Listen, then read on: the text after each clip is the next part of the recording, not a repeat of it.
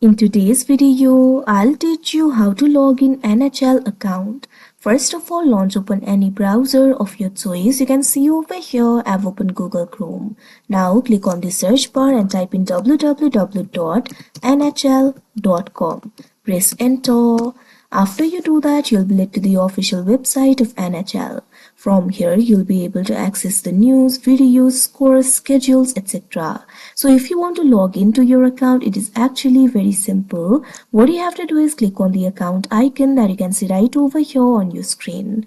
Now after you do that, you'll be led to the account interface of NHL. From here, you'll be able to log into your account. All you have to do is enter your email address and password. So click on the field of email address. Now provide the email address over here.